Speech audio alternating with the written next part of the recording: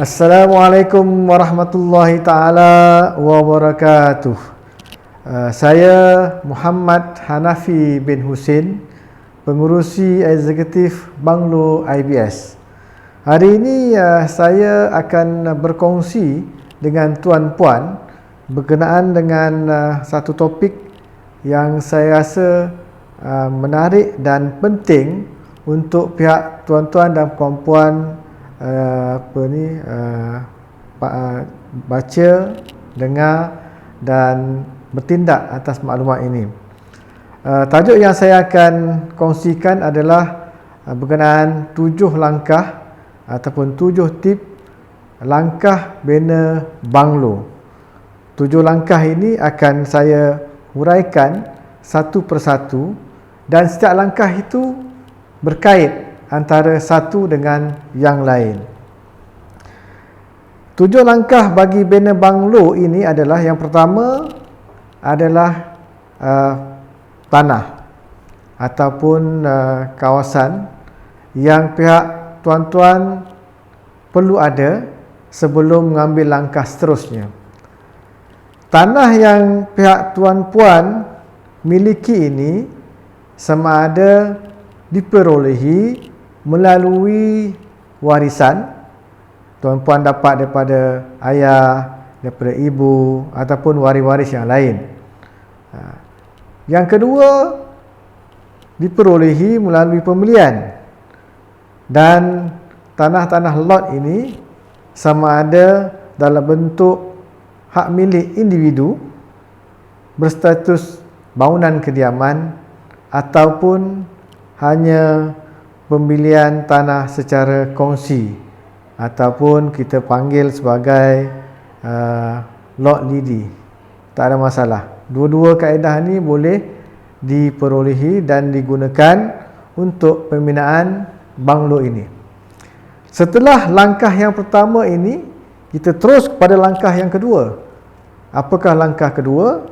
Langkah kedua adalah tuan-puan kena mempunyai desain, reka bentuk Banglo itu, ataupun kita panggil sebagai reka bentuk Banglo dan juga konsep.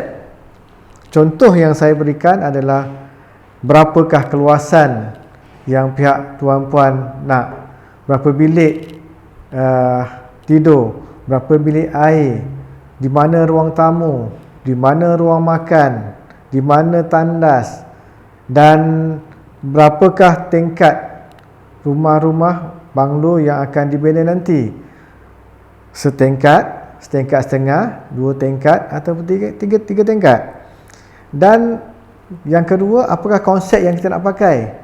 Adakah konsep tradisi, konsep Bali, konsep English, konsep Jawa jika ada, dan konsep-konsep desain Banglo itu sendiri. Jadi perkara yang kedua ni kena diselesaikan sebelum anda semua melangkah pada langkah yang ketiga.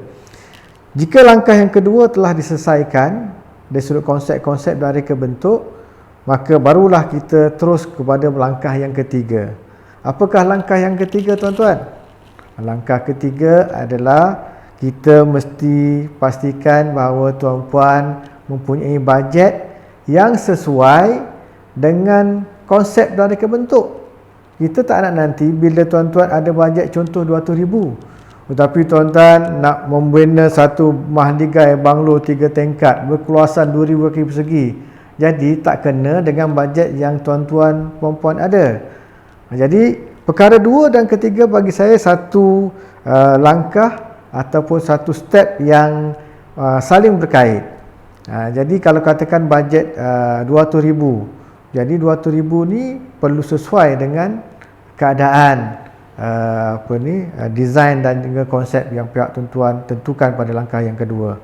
Jadi langkah dari sudut bajet ini, bila tuan-tuan dah tahu contohlah 200,000, barulah kita terus kepada langkah seterusnya, iaitu langkah yang keempat. Apakah langkah keempat? Langkah keempat adalah sumber untuk mendapatkan bajet. Contoh kita katakan sebagai kemampuan untuk 200,000 itu sama ada dibuat melalui dua kaedah ataupun dua sumber, tunai ataupun pinjaman. Jadi kalau anda, tuan-tuan dan puan-puan, memang telah mempunyai tunai melalui sumber simpanan yang sekian lama tuan-puan bekerja di dalam pelbagai sektor pekerjaan, itu tak ada masalah. Gunakan sahaja simpanan untuk pembinaan rumah ini untuk meneruskan langkah seterusnya. Tetapi jika pihak tuan-puan tidak mempunyai tunai yang cukup, tetapi ada kemampuan atau kelayakan untuk membuat pinjaman, tuan-tuan sila laksanakan langkah pinjaman menggunakan tanah tersebut.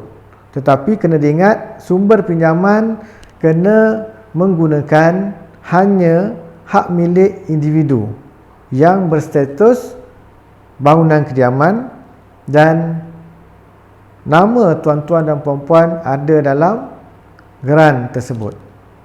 Okey, pinjaman daripada institusi kewangan swasta, daripada bank, daripada koperasi, ataupun jika anda semua adalah pegawai kerajaan, boleh dilakukan menggunakan kemudahan LPPSA.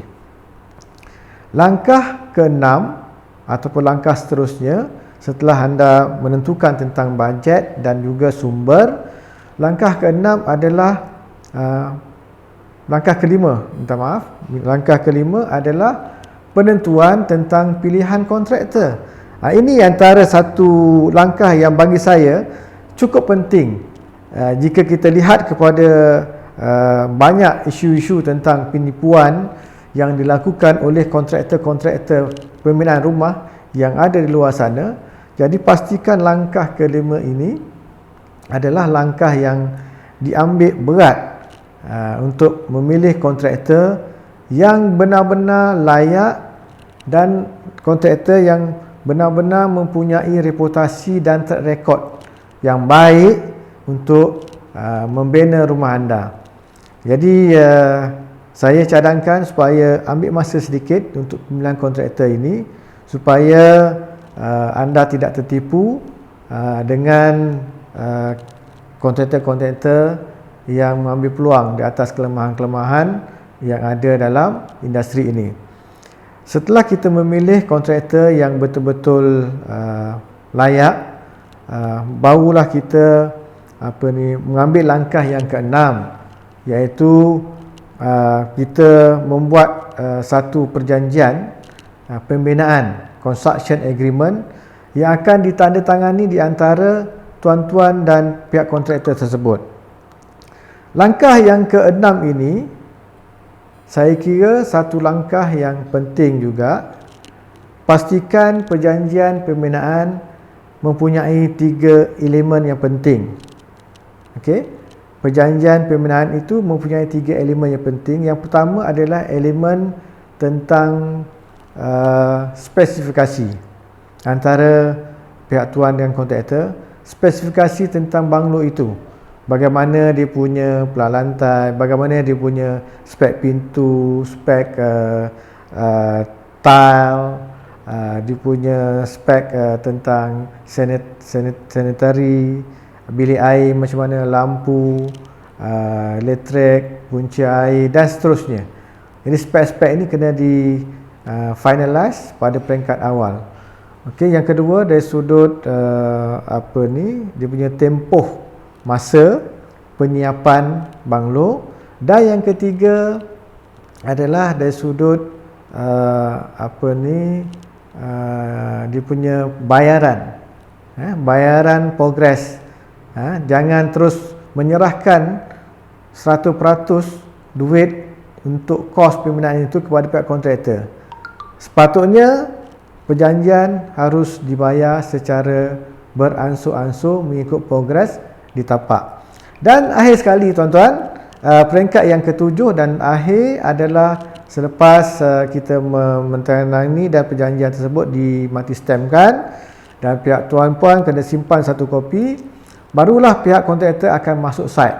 Bila masuk site, langkah ke-7 ataupun langkah terakhir, pastikan tuan-tuan puan sebagai klien dalam projek ini memonitor, mengawal sedia perjalanan projek daripada mula sehingga habis projek, dan setelah itu pastikan kena ada defect liability period atau kita panggil sebagai masa membaik pulih sekiranya ada berlaku kerosakan di atas rumah tersebut.